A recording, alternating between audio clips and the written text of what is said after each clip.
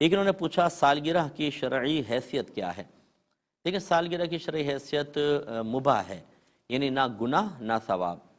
اور یہ بالکل جائز ہے بشرطے کہ اس میں اور خرافات نہ ہوں، جیسے ڈھول ڈھمکا ہے، مردوں عورتوں کا اختلاط ہے، یا کسی نعمت کو ضائع کیا جا رہا ہو، کسی کی دل آزاری کا کوئی عمل سبب بن رہا ہو، یا تکلیف کا سبب بن رہا ہو، شور شرابہ کر رہے ہیں، محلے والوں کو تکلیف ہو رہی ہیں، ان چیزوں کا سالگرہ سے خاص کوئی تعلق نہیں ہے، یہ فی نفسی خود غلط ہیں۔ ہاں اگر جیسے اب کیک ہے اور ہلکے آواز میں ہیپی برتھ ڈے ٹو یو وغیرہ کیا، کیک کاٹا کھلایا، اور کوئی مطلب ناجائز امور نہیں ہے، تو فی نفسی سالگرہ بالکل جائز ہے۔ بعض لوگ نادانی میں کہہ دیتے ہیں جی یہ تو انگریزوں کا طریقہ ہے۔ دیکھیں کسی قوم کا جب ہم کہتے ہیں یہ طریقہ ہے تو اس کا مطلب کیا ہوتا ہے؟ اس کا مطلب ہوتا ہے کہ وہ چیز اس قوم کے ساتھ خاص ہو، اور ایسی خاص ہو کہ جیسے اس چیز کا خیال آئے فوراً ذہن میں اس قوم کا خیال آ جائے۔ تو یہ ایسی چیزوں کو اختیار کرنا منع ہوتا ہے کہ جو مسلمانوں میں عام نہیں ہوئی، کسی قوم کے ساتھ خاص ہیں، جب اس چیز کا خیال آئے گا، اس قوم کا خیال آئے گا، تو اس کو مسلمان کے لیے اپنانا منع کیا گیا۔ اس کی وجہ یہ ہے کہ جب مسلمان اس کو اپنائے گا، مسلمانوں میں عام تو ہے ہی نہیں، تو اس کو دیکھ کر کافر ہونے کی بدگمانی پیدا ہوگی، اور مسلمان کو اپنے آپ کو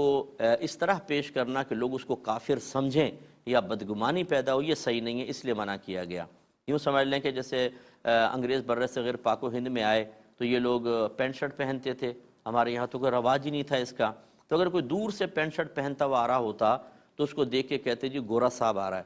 یعنی وہ انگریز آ رہا ہے، وہ قریب آئے تو پھر اور واضح ہو جائے۔ تو جب تک یہ اس طرح انگریزوں کے ساتھ خاص رہا، اس زمانے میں پینٹ شرٹ پہننا منع تھا، کیونکہ اس وقت اگر کوئی مسلمان پہن کے آ رہا ہوتا تو کوئی سمجھتا یہ کافر آ رہا ہے سامنے سے، اور اپنے آپ کو بدگمانی پر پیش کرنا صحیح نہیں۔ پھر جب یہی پینٹ شرٹ مسلمانوں میں بہت زیادہ عام ہو گیا، اب کوئی سامنے سے پینٹ شرٹ پہن کر آ رہا ہے تو کوئی بھی یہ بدگمانی نہیں کرتا کہ کافر آ رہا ہے، کیونکہ وہ مسلمانوں میں بہت زیادہ عام ہو گیا ہے، اب کفر کی بدگمانی نہیں ہوتی۔ ایسے ہی سالگرہ کا مسئلہ ہے کہ یہ گھر گھر پھیل چکا ہے، سب لوگ مناتے ہیں سالگرہ، کوئی بھی ایسا نہیں ہے کہ آپ سالگرہ منائے جا رہی ہو تو آپ کے ذہن میں خیال ہے شاید یہ کرسچن فیملی ہے، شاید کوئی یہودی فیملی ہے یا ہندو فیملی ہے، ایسا کوئی خیال نہیں آتا، مسلمانوں میں عام ہو چکا ہے، لہٰذا اب سالگرہ منانے میں شرعاً کوئی حرج نہیں۔ باقی خرافات تو منع ہے، وہ اس میں نہیں، شادی میں بھی منع ہے کہ شادی بیاہ سنت ہے، لیکن اگر خرافات ہوں تو خرافات کو ختم کیا جائے گا، وہ غلط ہے، نہ کہ شادی کو منع کر دیا جائے، ایسی سالگرہ کا مسئلہ ہے۔ ایک یہ بھائی نے پوچھا کہ کیا کوئی خاتون حالت حیض میں سورہ اخلاص پڑھ سکتی ہیں؟ سنا ہے کہ لفظ قل کو ہٹا کر پڑھ لیا جائے تو صحیح ہوتا ہے، کیا حکم شرع ہوگا؟ دیکھیں اصل اصول یہ ہے کہ جب کوئی ہماری بہن حالت حیض میں ہوں تو وہ قرآن کو قرآن کی نیت سے نہیں پڑھ سکتی۔ ہاں اگر قرآن کو دعا کی نیت سے پڑھ سکتی ہیں، جیسے ربنا آتنا فی الدنیا حسنۃ وفی الآخرۃ حسنۃ وقنا عذاب النار، یہ دعا کے طور پہ پڑھتے ہیں، حالانکہ آیت بھی ہے۔ اور اسی طرح قرآن کی ہر اس آیت یا حصے کو پڑھ سکتی ہیں جس میں اللہ تعالیٰ کی حمد و ثنا ہے،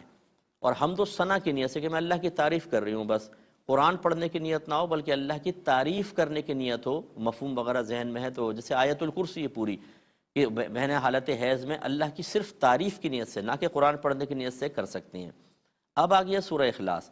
علماء نے فرمایا کہ خود سورہ اخلاص بھی آپ دیکھیں اللہ تبارک و تعالیٰ کی بہترین تعریف پر مشتمل ہے، اللہ کی وحدانیت کو اس صورت نے بہت ہی اچھے انداز سے بیان کیا ہے۔ کلام تو اللہ تعالیٰ کا ہے، ہم صورت کی طرف اگر نسبت کریں تو بہت اچھے انداز سے بیان ہوا۔ تو اب کیا ہماری بہنیں سورہ اخلاص کو اللہ تعالیٰ کی فقط تعریف کی نیت سے پڑھ سکتی ہیں؟ یہ سوال تھا۔ تو لہٰذا